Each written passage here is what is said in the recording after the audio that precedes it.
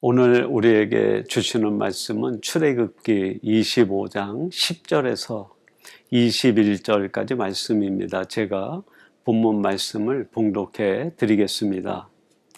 그들은 조각목으로 궤를 짜되 길이는 2규빗 반, 너비는 1규빗 반, 높이는 1규빗 반이 되게 하고 너는 순금으로 그것을 싸되 그 안팎을 싸고 위쪽 가장자리로 돌아가며 금태를 두르고 금고리 넷을 부어 만들어 그 네 발에 달되 이쪽에 두 고리 저쪽에 두 고리를 달며 조각목으로 채를 만들어 금으로 싸고 그 채를 궤 양쪽 고리에 꿰어서 궤를 매게 하며 채를 궤의 고리에 꿰은 대로 두고 빼내지 말지며 내가 내게 줄 증거판을 궤 속에 둘지며 순금으로 속죄소를 만들되 길이는 2규빗 반, 너비는 1규빗 반이 되게 하고 금으로 그룹 둘을 속죄소 두 끝에 쳐서 만들되 한 그룹은 이 끝에 또 한 그룹은 저 끝에 곧 속죄소 두 끝에 속죄소와 한 덩이로 연결할지며 그룹들은 그 날개를 높이 펴서 그 날개로 속죄소를 덮으며 그 얼굴을 서로 대하여 속죄소를 향하게 하고 속죄소를 궤 위에 얹고 내가 내게 줄 증거판을 궤 속에 넣으라. 아멘. 오늘 주일은 주신 말씀 출애굽기 25장 10절에서 21절 말씀을 갖고 조각목 인생에서 거듭나라 하는 제목으로 하나님의 말씀을 전하도록 하겠습니다. 오늘 본문 말씀은 하나님께서 모세에게 성막을 지으라 말씀하시고 그 성막 안에 놓여질 기구 가운데 증거궤, 즉 언약궤 또는 법궤라고 불리는 궤를 만들 것을 지시하시는 내용으로 되어 있습니다. 근데 이 증거궤를 만드는데 그 재료가 조각목으로 하라 그렇게 말씀을 하십니다. 오늘 본문 10절 말씀인데요. 한번 주목해 보시기 바랍니다.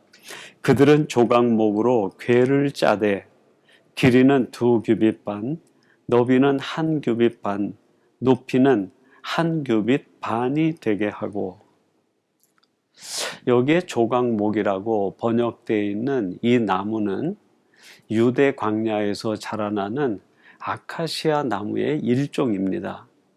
그래서 공동 번역 성경은 이 조각목을 아카시아 나무라고 번역을 했습니다. 이 아카시아 나무는 처음부터 가시가 돋친 나무는 아니었습니다. 그 광야에서 생존하려고 하다 보니까 그 척박한 환경에 자기를 보호하기 위해서 그 아름다운 이파리들이 전부 가시로 변해버린 것이죠. 창세기 1장 12절에 보면 하나님께서 셋째 날 그 온갖 나무와 식물들을 만드실 때 그 나무를 보시고 참 보시기에 좋았다라고 감탄하십니다. 한번 창세기 1장 12절 말씀 주목해 보세요. 땅이 풀과 각기 종류대로 씨 맺는 채소와 각기 종류대로 씨 가진 열매 맺는 나무를 내니 하나님이 보시기에 좋았더라. 하나님께서 그 지면에 식물을 지으시고 나무를 지으시는데 하나님이 말씀하신 대로 나무가 조성돼서 만들어졌는데 그 모습이 얼마나 아름다운지 하나님이 보시기에 심히 좋았다. 그렇게 감탄하셨습니다. 그렇게 아름다운 나무가 이 척박한 광야에서 살아가다 보니까 자신도 모르는 사이에 그 아름다운 이파리가 전부 가시로 변해 있었던 것이죠. 왜 이렇게 되었을까요? 두 가지 이유 때문에 그래요. 그 척박한 환경에 적응하려고 하다 보니까 그 아름다운 이파리가 가시로 바뀐 겁니다. 또 한 가지는 뭘까요? 사나운 짐승들의 공격으로부터 자기를 보호하려고 하다 보니까 전부 가시를 돋는 나무로 바뀌어 버린 거죠. 여러분이 가시나무를 볼 때마다 우리 자신들이 느껴지지 않습니까? 우리가 살아가는 이 광야와 같은 세상에서 우리 스스로가 적응하다 보니까 어느새 우리 안에 온갖 그 가시들이 다 돋쳐버리는 거예요. 또 세상에서 공격당하는 그 공격으로부터 나를 지키고 보호하려고 방어 수단을 쓰다 보니까 어느새 내가 가시 돋친 이 가시나무가 되어버린 거죠. 하나님이 우리를 지으셨을 때는 하나님이 보시기에 너무 좋은 나무와 같은 사람들이었는데 세상에서 생존하기 위하여 몸부림치고 적응하고 자기를 방어하다 보니까 하나님이 주셨던 그 아름다운 모습들은 다 잃어버리고 온통 가시가 돋고 가시에 둘러싸인 아주 몹쓸 나무가 되어버리고 만 것이죠. 여러분이 가시나무는 쓰일 때가 있다고 하면 그게 어딜까요? 아마 그 불을 뗄 때 쓰는 장작 정도로밖에는 쓰이지 못할 겁니다. 온통 울퉁불퉁 구부러지고 가시가 돋쳐 있는 가시나무, 그것으로 무엇을 할 수 있겠어요? 화목으로밖에는 쓸 수 없는 정말 형편없는 나무 아닙니까? 여러분, 하나님 우리를 보실 때 우리 자신이 바로 이 가시나무처럼 아무 쓸데없는 가시 돋친 전부 비틀대로 비틀어진 그런 나무들, 그 존재가 우리 자신 아닙니까? 그런데 하나님께서 오늘 본문에 보니까 그 하나님의 성막 안에서도 지성소 안에 가장 귀한 곳에 놓을 하나님의 증거계, 언약계, 법계를 만드시는데 바로 그 가장 쓸모없는 나무로 변해버린 조각목, 가시나무를 사용하시겠다는 거예요. 여러분, 그 당시에 그 지중해 세계에 목재가 없었던 것이 아닙니다. 얼마나 아름답고 좋은 백향목과 목재들이 산재하고 쌓여 있는지 몰라요. 얼마든지 그런 나무로도 하나님이 언약궤를 만드시고 증거궤를 만드실 수 있는데 그렇게 하지 않으시고 비틀어질 대로 비틀어지고 온통 가시로 덮여 있는 그 가시나무를 하나님이 쓰시는 성막에 가장 귀한 것을 만드는데 재료로 쓰시겠다는 거예요. 저는 이 말씀을 묵상하면서 얼마나 감동이 됐는지 모릅니다. 이것이 바로 은혜다, 그런 생각을 가졌어요. 그게 뭡니까? 쓸모없는, 쓸 수 없는, 온통 비틀어지고 가시투성이인 그 가시나무를 하나님이 버리지 아니하시고 하나님이 쓰시는 성막에 가장 귀한 하나님의 도구로 하나님이 쓰실 것으로 사용하시겠다는 거예요. 이게 은혜 아닙니까? 우리 같이 다 비틀어질 대로 비틀어지고 우리의 안과 박이 가시로 다 덮여버린 우리들을 하나님이 포기하지 아니하시고 버리지 아니하시고 우리를 하나님의 귀한 성전에, 하나님의 나라에 하나님이 쓰실 아름다운 도구로 사용하시겠다는 거예요. 이거보다 더 큰 은혜와 축복이 어디 있겠습니까? 그런데 하나님은 이 가시나무를 사용하되 그대로는 쓰지 않으시겠다고 말씀합니다. 즉 다듬어서 새롭게 변화시켜서 사용하시겠다라고 말씀하십니다. 여러분이 조각목같이 변해버린 우리 인생이 하나님 앞에 다시 쓰임받기 위해선 새로워져야 돼요. 변해야 됩니다. 그러면 우리들이 하나님이 쓰시는 아름다운 나무가 되기 위하여 어떻게 새로워지고 어떻게 하면 변할 수 있을까요? 오늘 본문에 세 가지를 이야기합니다. 첫째는 그리스도로 옷 입어라. 오늘 본문 11절 말씀, 얼마나 귀한 말씀인지 모릅니다. 한번 주목해 보세요. 너는 순금으로 그것을 싸되 그 안팎을 싸고 위쪽 가장자리로 돌아가며 금태를 두르고. 그 조각목으로 하나님이 증거계를 만드시는데 그 가시가 돋친 그대로 사용하지 않고 그것을 다듬어서 금으로 감싼 뒤에 금태로 두르라 라고 말씀을 하세요. 가시를 다 다듬어낸 뒤에 금으로 더 씌우라는 겁니다. 여러분, 성경은 종종 예수 그리스도를 금으로 상징하고 비유해 보여주십니다. 가장 존귀하고 순결하시고 변함이 없는 분이기 때문에 예수님을 금으로 상징하고 비유해서 말씀해 주시는 거죠. 그래서 우리는 이렇게 연역하여 해석할 수 있습니다. 쓸모없이 비틀리고 가시가 돋친 그 가시나무를 금으로 감싸면 하나님이 쓰실 만한 도구로 바뀐다는 거예요. 즉, 가시가 돋친 우리들, 세상에서 비틀릴 대로 비틀린 우리들이 예수 그리스도로 덮고 감싸지고 옷 입으면 하나님이 쓰실 만한 사람이 된다는 거예요. 그래서 로마서 13장 14절은 이렇게 말씀합니다. 오직 주 예수 그리스도로 옷 입고 정욕을 위하여 육신의 일을 도모하지 말라.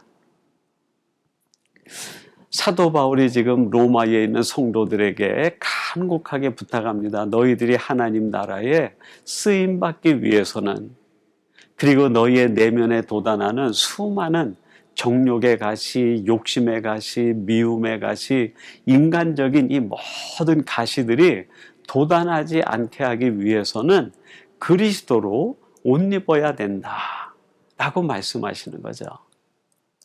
여러분, 우리들이 예수 그리스도로 옷 입을 때 우리 안에 있는 가시가 다 사라져 버리고 비로소 하나님이 쓰실 만한 아름다운 인생으로 변하게 되는 것 아닙니까?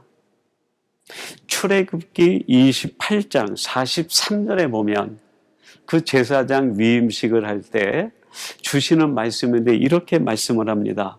아론과 그 아들들이 회막에 들어갈 때에나 제단에 가까이 하여 거룩한 곳에서 섬길 때에 그것들을 입어야 죄를 짊어진 채 죽지 아니하리니 그와 그의 후손이 영원히 지킬 규례니라. 하나님께서 이제 이 아론을 제사장으로 세우고 그의 자녀들이 제사장직을 세습하게 하셨습니다. 근데 이 아론과 그의 후손들이 제사장의 역할을 감당할 때 성의를 만들어서 거룩한 옷을 만들어서 그것을 입고 그 직무를 감당해야 그가 죄를 짊어진 채 죽지 않을 것이다라고 말씀하시는 거예요. 이 제사장이 입는 옷, 그것이 바로 신약적 배경에서 사도 바울이 이야기하는 그리스도로 옷 입는 것과 같은 이치 아니겠습니까? 하나님의 거룩한 옷을 입어야 제사장이 제사장직을 감당할 때 죄를 짊어진 채 죽지 않을 수 있고, 온통 가시나무처럼 비틀어진 우리들이 예수 그리스도로 옷 입을 때에만이 이 죄와 사망의 권세에서 자유해지고 하나님이 원하시는 일에 마음껏 쓰임받을 수 있는 변화된 사람이 되는 거 아닙니까?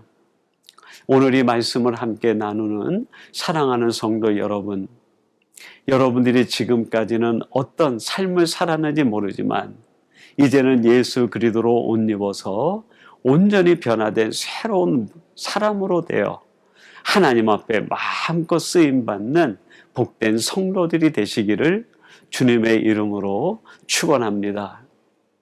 그리고 두 번째, 가시나무처럼 완전히 비틀리고 가시가 돋친 우리들이 하나님 앞에 쓰임받기 위해선 우리들의 내면에 끊임없는 보혈이 흘러야 됩니다.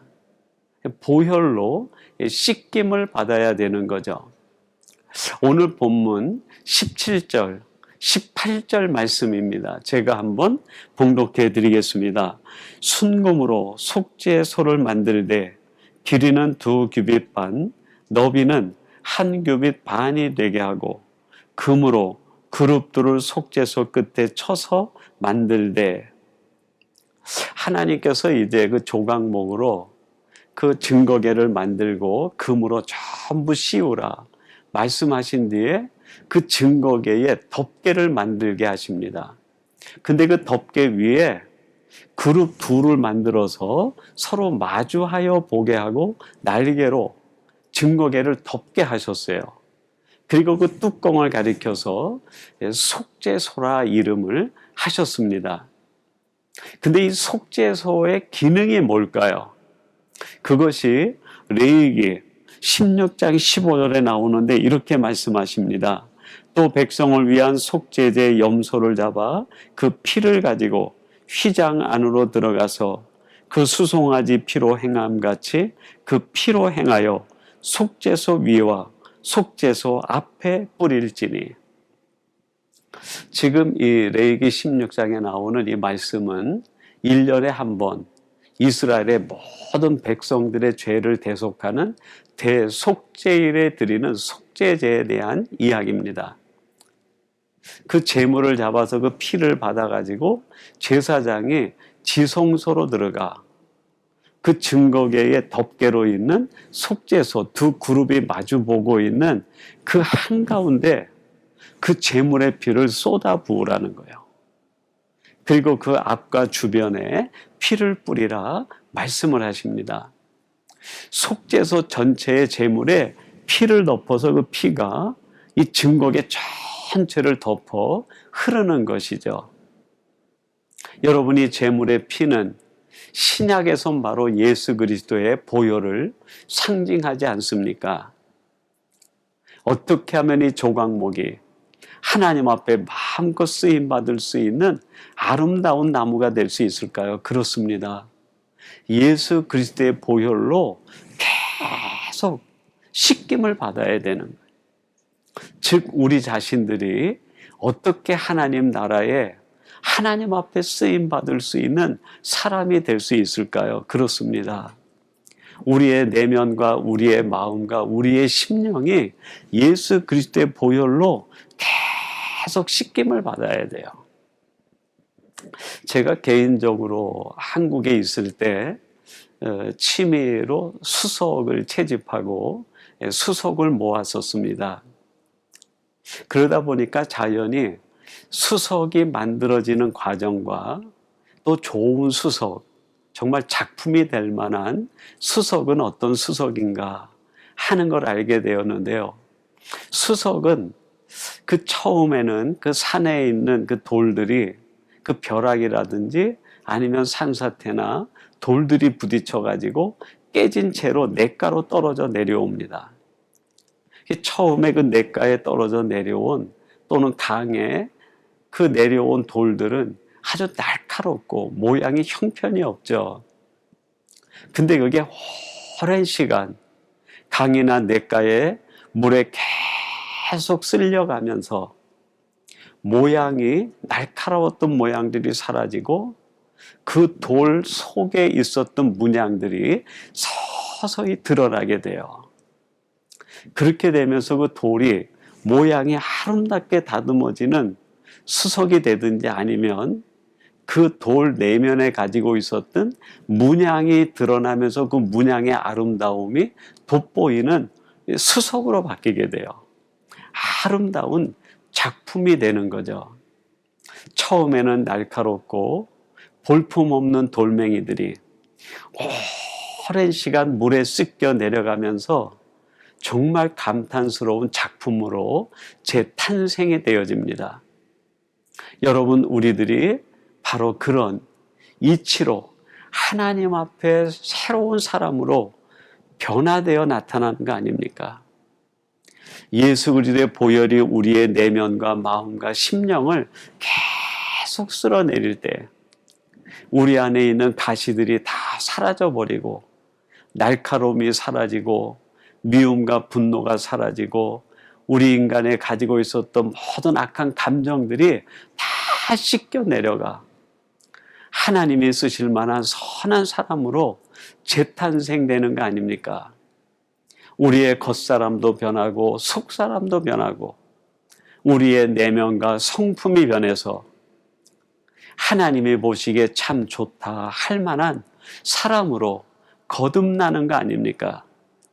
사랑하는 성도 여러분, 여러분들이 예수님을 믿음으로 구원받은 그 사실에만 만족하지 마시고 매 순간 또는 매일매일 예수 그리스도의 보혈이 여러분의 마음과 심령과 삶을 씻어내림으로 인하여 정말 하나님이 보실 때 참 보기 좋다 감탄하실 만한 하나님의 사람으로 하나님 나라의 위대한 작품으로 거듭 태어나시는 복된 성도들이 되시기를 주님의 이름으로 축원합니다. 마지막 세 번째로 이 가시나무가 하나님 손에 들려 쓰임받기 위해선 말씀을 품어야 돼요. 오늘 본문 21절인데 이렇게 말씀합니다. 속죄소를 궤 위에 얹고 내가 내게 줄 증거판을 궤 속에 넣으라. 하나님께서 지금 모세에게 그 증거 궤를 만들 뒤에 그 궤 안에 넣을 것을 말씀하시면서 증거판, 즉 하나님께서 모세에게 주셨던 십계명 그것을 그 궤 안에 넣으라 라고 말씀을 하세요. 여러분이 증거궤가 하나님의 아름다운 증거궤로 쓰임받기 위해선 그 깊은 곳에 하나님이 주신 말씀 그것을 품고 그 말씀을 가슴에 안고 있어야 되는 거예요. 여러분 우리들이 언제 하나님 앞에 쓰임받을 수 있는 하나님이 보실 때 감탄하실 만한 그런 사람으로 변할 수 있을까요? 그렇습니다. 우리 안에 하나님의 말씀이 품어져 있어야 돼요. 시편 1편 1절에 보면 복 있는 사람은 이라는 질문의 말씀으로 시작이 됩니다. 그러면서 2절은 그 복 있는 사람이 어떤 사람인가 하는 것에 대하여 말씀하시는데 이렇게 말씀합니다. 오직 여호와의 율법을 즐거워하여 그의 율법을 주야로 묵상하는도다. 어떤 사람이 복 있는 사람인가? 하나님이 주신 말씀을 즐거워하여 그 말씀을 마음에 품고 매일 주야로 묵상하는 사람. 그 사람이 복 있는 사람이요. 그 사람이 아름다운 하나님의 사람이라는 거예요. 여러분 하나님의 말씀을 우리가 내면에 깊숙이 품고 있을 때 우리의 삶에 어떤 일들이 일어날까요? 시편 119편을 가리켜서 말씀 시편이라고 이야기합니다. 그 105절에 이렇게 말씀하십니다. 주의 말씀은 내 발의 등이요 내 길에 빛이니이다. 아마 많은 성도들이 암송하고 있는 요절 중에 하나라고 생각이 됩니다. 하나님의 말씀은 내 발의 등이요 내 길에 빛입니다 라고 고백을 했어요. 하나님의 말씀을 우리들이 우리 내면에 품고 안고 있으면 그 말씀이 내 발의 등이 되어 내 인생의 길을 환하게 비춰줍니다. 그리고 내 길의 이정표가 돼서 어디로 가야 될지, 어디로 가야 길을 잃지 않고 바르게 갈 수 있는지 방향을 보여줍니다. 하나님의 말씀을 품은 사람은 그래서 실족하지 않고 잘못된 방향으로 죄의 길로 들어가지 않고 하나님이 기뻐하시는 그 길을 걸어가며 살아갈 수 있게 됩니다. 이것이 말씀을 품은 사람이 누리는 은혜 중에 은혜 아닙니까?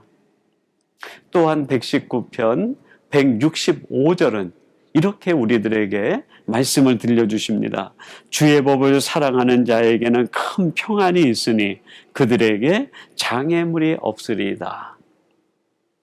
하나님의 말씀을 사랑하고 그 말씀을 마음에 품고 살아가는 사람에겐 평안이 찾아온다는 거예요. 이 세상이 아무리 우리를 넘어뜨리려고 하고 우리를 시험하고 우리의 삶을 흔들어도 그 흔들리는 그 세상 속에서도 마음의 평안을 유지하며 안식하며 살아갈 수 있게 된다는 거예요. 또한 이 말씀을 품고 사는 사람에겐 장애물이 없다 그랬어요. 우리가 살아가는 길에 얼마나 많은 장애물들을 사탄이 우리를 넘어지고 쓰러뜨리기 위해서 놓고 나갑니까? 그러나 이 말씀을 품고 있는 사람에겐 그 장애물은 디딤돌로 바뀌어버려요. 장애물이 우리를 넘어뜨리는 것이 아니라 오히려 우리는 그거를 디디고 더 큰 믿음의 사람으로 성장하며 성숙하게 된다는 말씀입니다. 여러분, 하나님께서는 오늘 하나님의 그 성소, 지성소 안에 가장 귀한 곳에 놓을 하나님의 성구를 만드시는 증거계의 재료로 조각목을 사용하시겠다 말씀하십니다. 그 좋은 나무들이 수없이 있음에도 불구하고 하나님께서 이 조각목 가시나무를 사용하시겠다는 그 속에 담긴 아버지의 마음은 어떤 마음일까요? 그렇습니다. 세상에서 가시나무처럼 변해져 있는 우리들을 버리지 않으시겠다. 우리를 포기하지 않고 어떻게 해서라도 다듬어서라도 사용하시겠다는 거예요. 여러분, 저는 이것이 은혜 중에 은혜요, 복 중에 복이라고 생각합니다. 그러나 하나님은 우리들을 가시나무 그대로 쓰시는 것이 아니라 정금으로 덮어서 하나님이 쓰실 만한 재료로 다듬어 사용하신다는 거예요. 즉 그리스도로 옷 입은 사람이 하나님 앞에 쓰임받게 된다는 말씀입니다. 또한 예수 그리스도의 보혈이 우리를 끊임없이 흘러내릴 때 우리 내면에 있는 모든 가시가 다 사라져버리고 비로소 하나님이 쓰실 만한 아름다운 인생으로 바뀌어 작품이 된다고 말씀하세요. 오늘 이 말씀을 나누는 사랑하는 성도 여러분들이 예수 그리스도의 보혈로 씻김받아 하나님 나라의 위대한 작품으로 재탄생되고 거듭나는 여러분이 되기를 주님의 이름으로 축원합니다.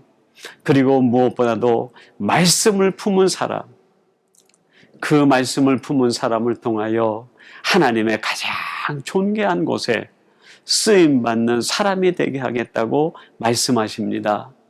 여러분이 이렇게 말씀을 가슴에 품고 살아가심으로 인하여 하나님 나라에 가장 귀하게 쓰임받는 복된 성도가 되기를 주님의 이름으로 축원합니다.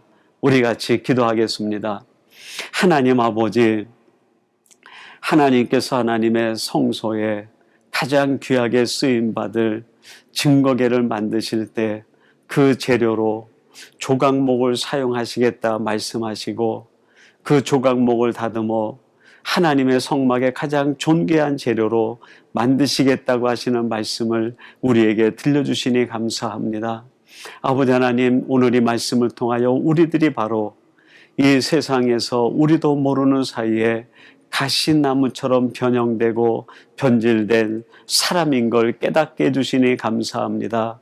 우리 안에 있는 모든 가시들이 사라지게 하시고 예수 그리스도로 옷 입어 정금처럼 빛나는 저희들 되게 하시며 예수 그리스도의 보혈로 끊임없이 씻김받아 다시는 우리 안에 가시들이 자라지 않게 도와주옵소서.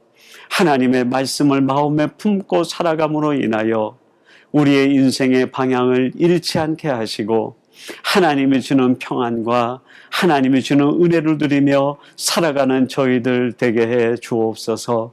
오늘 이 말씀을 함께 나누는 주의 모든 백성들이 하나님이 쓰실 만한 복된 성도들이 되게 해 주옵소서. 예수님의 이름으로 기도하옵나이다. 아멘.